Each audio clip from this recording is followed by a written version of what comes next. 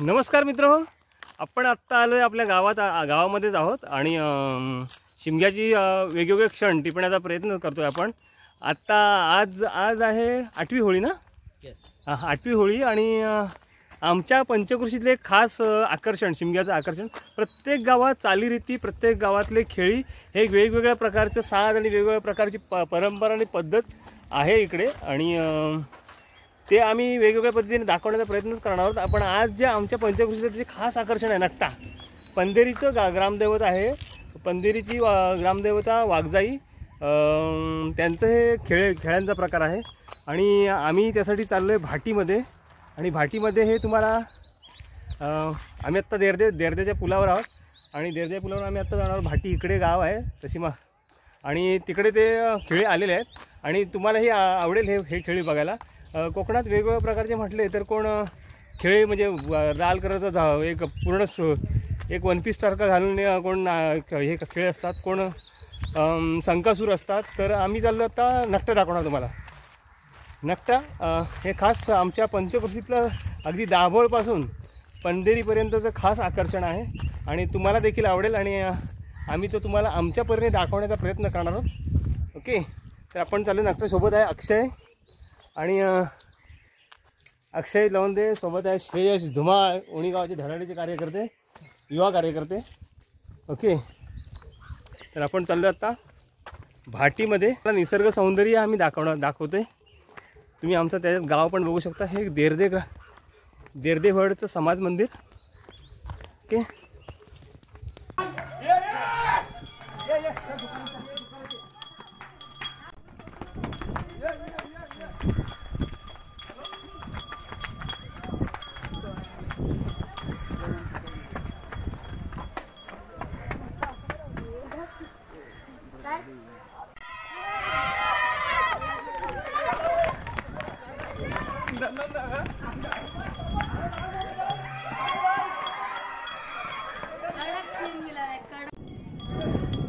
तर मित्र आपण समजत असाल ही धावाधाव नक्की काय आहे, कशासाठी ही लोक धावतात आणि कोण हे पाठी लागले.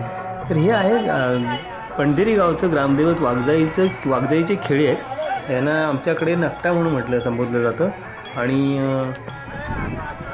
यांची पाठलाग धरून घेण्यामागचं कारण एवढंच की त्यांच्या हातात असलेलं ते लाकडी हत्यार आहे, त्याला कोयता म्हणतात आमच्याकडे, आकडी म्हणतात काही लोक. तर ते आपल्या पाठीवर बसावं, आशीर्वाद, एक प्रकारे आशीर्वाद मानला जातो की याचं एक फटका आपल्या पाठीवर बसावा आणि तो आशीर्वाद आपल्या पाठीशी राहावा, अशी त्याच्यामागची थोडीशी धारणा असते. याला प्रत्येकजण आपापल्या भाषेत वेगवेगळा अर्थ लावतात की माझ्या पाठीत, माझ्या मानेवर सुरी फिरवा, माझ्या कोणी पाठीत मारला तर त्यांना आशीर्वाद लाभल्यासारखं असं जाणवतं. त्याच्यामुळे प्रत्येकजण हा आनंद घेण्यासाठी थोडंसं पैसे देऊन का होईना पण माझी पाठलाग धर, मला पैसे दाखवता नाही वाटतं की हे काय आमिष वगैरे नाही आहे, फक्त एक मजा म्हणून खेळली जाते. आणि समोरचे खेळीसुद्धा त्या आलेल्या भाविकांची हौस पूर्ण करण्यासाठी त्यांचा पाठलाग धरतात आणि कोणाला जरी लागलं ना तरी ही खेळी मंडळीसुद्धा उठवतात आणि तिथे सुरी फिरवून जसा आशीर्वाद दिल्याप्रमाणे तिथली जखमसुद्धा बरी होते, अशी आख्यायिका आहे, नाही म्हणता येणार नाही. अशीच आमचा पट्टा तसा बघायला गेलात तर मासेमारी करणारा पट्टा आहे. हा खाडीकिनारी राहणारा, समुद्रकिनारी राहणारा पट्टा.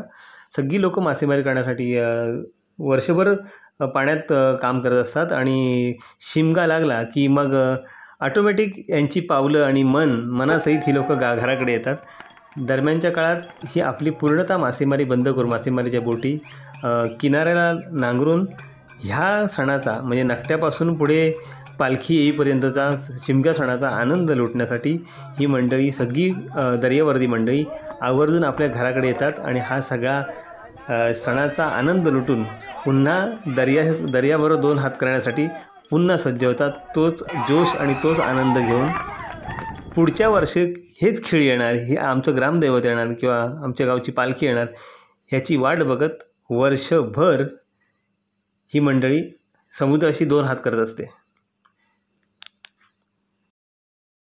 दिवसभर या साधा म्हणजे खेळांबरोबर पळून जेव्हा संध्याकाळची वेळ येते तेव्हा ही मंडळी आपल्या या गावातून दुसऱ्या गावात जेव्हा जातात तेव्हा शेवटच्या ठिकाणी सगळी धावणारी सकाळपासून धावणारी जी मुलं असतात ना ती या देवाला नमस्कार करतात, या खेळांना नमस्कार करतात आणि म्हणतात की काय हातपाय लागला असेल, काय चुकून बोललं असेल तर माफ करा आणि दिवसभराचा आनंद उराशी बाळगून ही मंडळी परत येतात. काही मंडळी दुसऱ्या गावात पुन्हा दुसऱ्या दिवशी जातात, पण बरीचशी मंडळी परतीकडे वळतात आणि पुढच्या वर्षाची पुन्हा वाट बघत राहतात.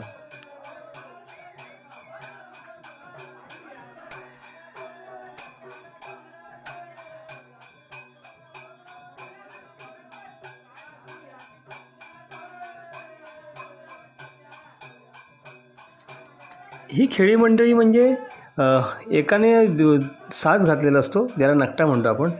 एक पूर्ण झब्बा टाईप सदरा असतो, एक अख्खा अंगरखा असतो. दुसरी सोबत असतात ते कोळीण.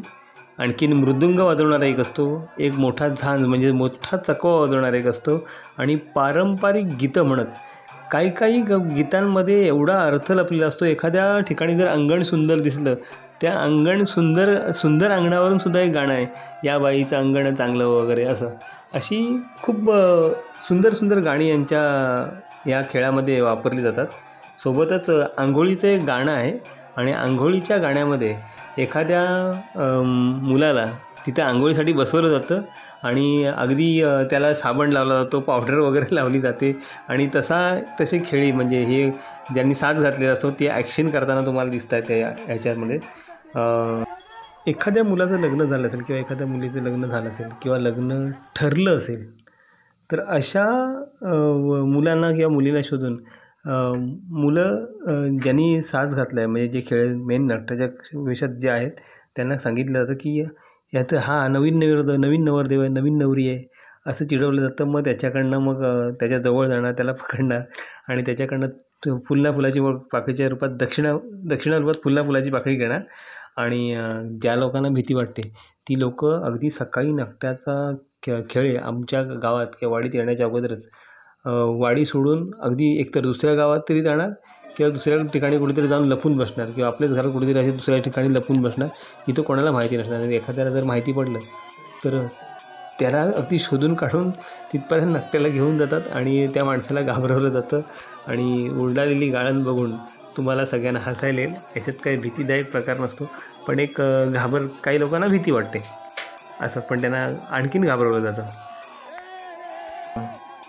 तर असा सगळा हा पारंपरिक खेळ अगदी परंपरागत चालत आलेला खेळ आहे आणि ज्यांचं बालपण अगदी बालपणापासून जी मंडळी आमच्या पट्ट्यात राहिलेले आहेत ते हे दिवस आले म्हणजे शिमगा जवळ आला म्हणजे 7वी-8वी होळी आली की ऑटोमॅटिक आज नकटा आला असेल आमच्याकडे किंवा मग आज एवढी धमाल असेल असे चित्र रंगवत असतात. कदाचित माझा आज व्हिडिओ बघत असेल त्यापैकी काही मंडळीसुद्धा अशी असतील की ज्यांना आत्ता नोकरी धंद्यानिमित्त गावाकडे येणं शक्य नाही आहे आणि हा सगळा आनंद लुटणे शक्य नाही आहे.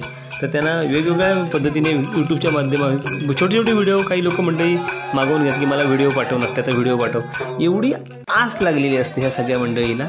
असा सगळा हा खेळ आमच्याकडे चालतो.